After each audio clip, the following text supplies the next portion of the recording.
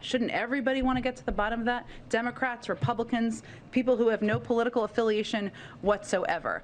I will reiterate that we're going to assess and review, as is standard in the process, the documents and any efforts to exert executive privilege on a case-by-case basis. And we'll provide you updates on those as those processes proceed.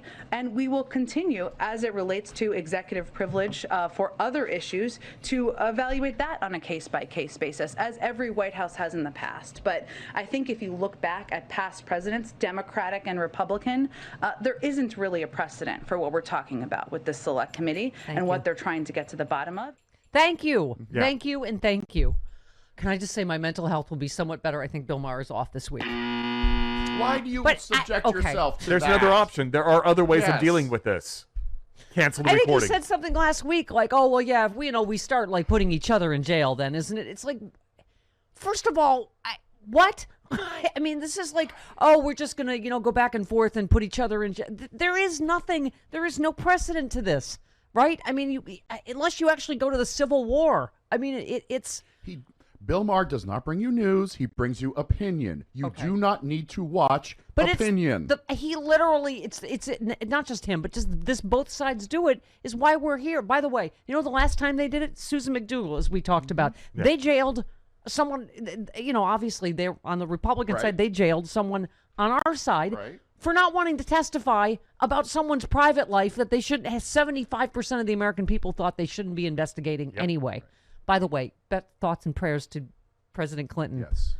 Right? But down in Irvine, the vast majorities of us thought they shouldn't be investigating his private life or impeach him over it in the first place. That's what she wouldn't testify about. And they put her in jail for 18 months. So I can't. I'm gonna blow a gasket. What is a gasket? Do humans have gaskets? Yeah, that's what blew when the space shuttle blew up in 1980. Yeah, you don't have so one. Humans don't have one. It's just an expression. Right. But they make big things explode. Okay. Well, I'm a little thing, but I might explode. But there isn't. Both sides do it on this. We have not seen this in our lifetime, the overthrow of the United States government, the, subverting of a free and fair election. This is our democracy. And it's just the fact that we're trying to, okay, we're not putting each other in jail like, and then when they get in there, they'll do it because they're lawless, treasonous rat bastards. They're already threatening to do it for no reason. Right. But this is, okay. Please give me some Representative Benny Thompson. So here's where we're at. The House committee obviously announced they will hold Steve Bannon in criminal contempt, as we already explained. That goes to a vote Tuesday. Mm-hmm. Then it goes to the DOJ. I mean, what starts, I'm going to try not to, Ellie Mistal will make me explode anyway, I'm sure. But it is, the signs so far are a little bit scary. Whereas I didn't leak that Merrick Garland said something like, he's reticent to put insurrectionists in jail for a long time because it will further radicalize them. I'm like, have you ever heard that on the other side about BLM protesters or anything? Oh, we're afraid to because it'll, okay. We shouldn't, you can't be afraid to make insurrectionists pay consequences or you're going to have more insurrection. You can't be afraid to do what's right. Right. So I don't want to prejudge what he's going to do. Just the rumblings are a little bit okay. So I don't know what's going on with Mark Meadows and Kash Patel. They were both scheduled to appear by the end of this week. They're now expected to be provided an extension or a continuance. I'm going to start growling like Roy Kent. I believe it was on because Ted Lasso. Okay, can you just don't talk over? Just let me get this. Trying to help you. Okay. So obviously I am impatient, but they are at least, I guess, what they're describing as engaging with the committee. Yes. So that unlike Steve Bannon, who's just given them a middle finger, just an FU, I am not going to comply. Yes. I was going to say they are engaging with the committee, and then Dan Scavino got an extension because they just finally found him. Right. Yes. Which, so again, you shouldn't get points for being a coward that'll hide from being served. But yes.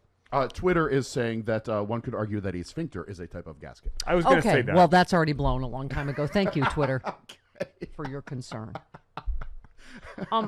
Oh, Trump went back to the "I'm rubber, you're glue" argument. Is this the same as the Pee Wee Herman? I know you are, but what am I? Yeah. I think so. Regarding the select committee charging Steve Bannon with contempt, he said the January 6th unselect committee. Oh, I cannot hear that joke enough. Could you cue the laugh track, please?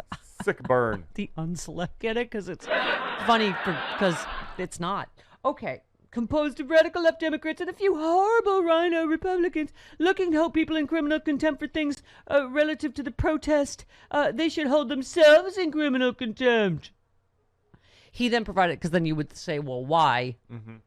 So it's not like he didn't provide a list. Right. He then said, why? From the big lie about the election, which he considers that the big lie to be that he lost. And also Afghanistan, to the economic crisis, which are we in an economic crisis? Okay. But that's why they should hold themselves in criminal. I know you are, but you should hold yourselves in. The select committee should hold themselves. Okay. Well, I don't. So Biden's created twice as many jobs as any president in history.